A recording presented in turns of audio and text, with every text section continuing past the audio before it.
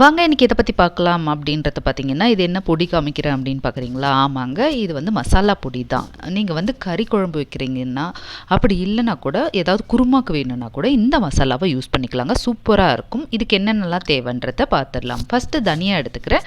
தனியா பார்த்தீங்கன்னா 3 கப் அளவுக்கு எடுத்துருக்கேங்க. நீங்கள் வந்து மெஷர்மெண்ட்டில் ஒரு 250 கிராம் அந்த மாதிரி எடுத்துக்கோங்க.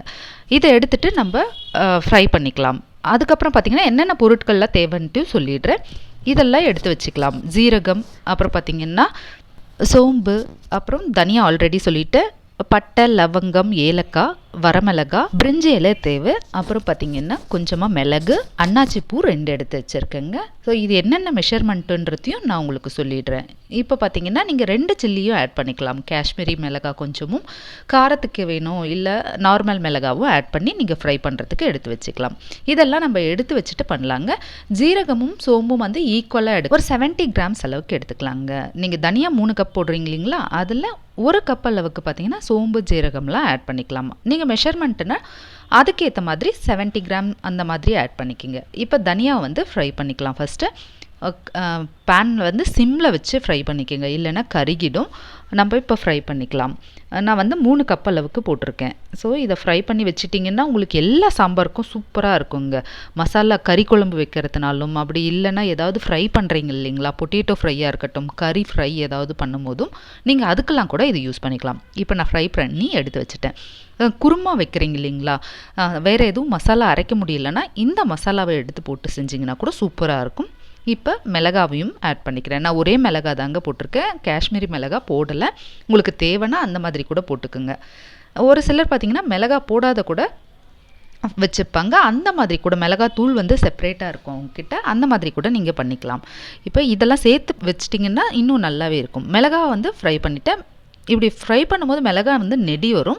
நீங்கள் வந்து கொஞ்சமாக சால்ட் ஆட் பண்ணி கூட ஃப்ரை பண்ணிக்கலாம். அடுத்ததாக பார்த்தீங்கன்னா சோம்பும் ஜீரகமும் ஆட் பண்ணி ஃப்ரை பண்ணிக்கலாங்க. எல்லாமே வந்து சிம்மில் வச்சே பண்ணுங்கள். ஈக்குவலாக எடுத்திருக்கேன். சோம்பு ஜீரகம் நல்ல மனம் தரும். குருமா எல்லாமே சூப்பராக இருக்கும். நீங்கள் கறி மசாலா செஞ்சு இந்த மாதிரி வச்சிட்டிங்கன்னா நீங்கள் எல்லாத்துக்குமே அந்த நான்வெஜ்லாம் பண்ணும்போது கூட நீங்கள் இதை யூஸ் பண்ணிக்கலாம். அப்படி இல்லைன்னா கூட பொட்டேட்டோ ஃப்ரை பண்ணும்போது, வாழைக்காய் ஃப்ரை பண்ணும்போதெல்லாம் கூட இதை ஆட் பண்ணி பாருங்களேன், சூப்பராக இருக்கும். யாராவது கெஸ்ட் வந்துட்டாங்க, சட்டுன்னு ஒரு சாம்பார் வைக்கணும்னா பருப்பில் கூட இதை வந்து போட்டு செஞ்சு பாருங்களேன், அவ்வளோ நல்லாயிருக்கும். நான் வந்து வெஜிடேரியன் தாங்க. ஸோ நான் வந்து இது வெறும் பருப்பு சாம்பார்க்காலே போட்டு செஞ்சேன், அப்பயும் சூப்பராக வந்தது.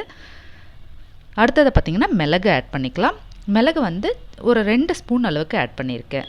உங்களுக்கு காரம் அதிகமாக மிளகா சேர்க்கலைன்னா இதில் கொஞ்சமாக இன்னும் கொஞ்சம் எக்ஸ்ட்ரா சேர்த்துக்குங்க. பட் ஒரு 2 ஸ்பூன் 3 ஸ்பூன் அளவுக்கு போட்டால் போதும். அடுத்ததை பார்த்திங்கன்னா பட்டை, உங்களுக்கு பார்த்தா தெரியும், ஒரு 3 பட்டையை உடச்சி ஆட் பண்ணியிருக்கேன். அடுத்தது அன்னாச்சி பூ 2 தாங்க ஆட் பண்ணியிருக்கேன். அடுத்ததாக ஏலக்காய் ஒரு 8 to 10 ஏலக்காய், கிராம்பும் ஒரு 10 சேர்த்துருக்குங்க. இது எல்லாமே ஃப்ரை பண்ணிக்கலாம். இன்னொன்று கடல் பாசி கிடைச்சாலும் இதனோட ஆட் பண்ணி நீங்கள் ஃப்ரை பண்ணி எடுத்து வச்சுக்குங்க. எனக்கு இன்றைக்கி வந்து கடல் பாசி மிஸ் ஆகிடுச்சு, அதுவும் மனம் நல்லா தருங்க. இதில் வந்து கொஞ்சமாக சால்ட் ஆட் பண்ணி, கல்லுப்பு ஆட் பண்ணி ஃப்ரை பண்ணி வச்சிட்டிங்கன்னா அந்த பூச்சி பிடிக்காது. அதுக்காக தான் இந்த சால்ட்டையும் ஆட் பண்ணுறது. இப்போ அடுத்ததாக ஃபைனலாக என்ன ஆட் பண்ண போகிறோம் அப்படின்னு பார்த்தீங்கன்னா கசகசா. இது வந்து திக்னஸும் கொடுக்கும், ஆப்ஷனல் தான். ஆனால் இதை ஆட் பண்ணிங்கன்னா நீங்கள் வந்து குருமாலாம் வைக்கும் போது, கிரேவி ஏதாவது பண்ணும்போது திக்னஸ் அதிகமாகும். இப்போ இதை ஆட் பண்ணி வச்சிட்டோம் இல்லைங்களா. இன்னொன்று என்ன அப்படின்னு பார்த்தீங்கன்னா பிரிஞ்சி இலைங்க, அதனோடு போட்டால் கருகிடுன்றதுனால தனியாக இதை வந்து ஆஃப் பண்ணிவிட்டு கூட இந்த பேனில் சூடு பண்ணி நம்ம அரைக்கிறதுல போட்டு அரைச்சி எடுத்துக்கலாம். நீங்கள் எல்லாம் ஃப்ரை பண்ணும்போது போட்டிங்கன்னா இது வந்து சீக்கிரமாக கருக ஆரம்பிச்சிடும். பேன் ஆஃப் பண்ணிவிட்டு நான் இதை போட்டு எடுத்துகிட்டு இப்போ அரைச்சி எடுத்துகிட்டு வந்துடுறேன். உங்களுக்கு அரைச்சிட்டு காமிக்கிறேன் பாருங்களேன், எவ்வளோ சூப்பராக வந்திருக்கு. ஸோ இது எல்லாமே ரெடி ஆகிடுச்சு. நான் கூட வந்து மஞ்சள் கொஞ்சம் ஆட் பண்ணி வச்சுக்கலாம் அப்படின்றதுக்காக மஞ்சள் போட்டிருக்கேங்க. இப்போ எடுத்து போட்டுக்கிறேன்.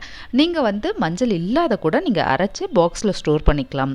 இது வந்து உங்கள் இஷ்டம்தான், மஞ்சள் ஆட் பண்ணாலும் பரவாயில்ல. பாருங்கள் எவ்வளோ சூப்பரான மசாலா தயாராகிடுச்சு. அவ்வளோ மனம் இதை அரைக்கும் போதும். ப்ரீவியஸாகவே நான் இதை வந்து மசாலா ரெடி பண்ணி நான் சாம்பார் கூட வச்சு பார்த்துருக்கேங்க, அவ்வளோ சூப்பராக இருந்தது. கண்டிப்பாக அதை ட்ரை பண்ணி பாருங்கள். இதை எல்லாமே கொஞ்சம் ஆறின பிறகு தான் நம்ம அரைக்கணும், இல்லைன்னா மிக்சியும் ரொம்ப சூடாகிடும், அரைப்படாது, காயில் போயிடும். இப்போ இதை பாக்ஸில் ஸ்டோர் பண்ணி வச்சிட்டிங்கன்னா சூப்பராக இருக்குங்க. நான் பாட்டிலில் ஸ்டோர் பண்ணி வச்சுருக்கேன். எப்பப்பெல்லாம் தேவையோ எடுத்து யூஸ் பண்ணிக்கலாம். கண்டிப்பாக ட்ரை பண்ணி பார்த்துட்டு எப்படி இருந்ததுன்னு சொல்லுங்கள். தேங்க்யூ.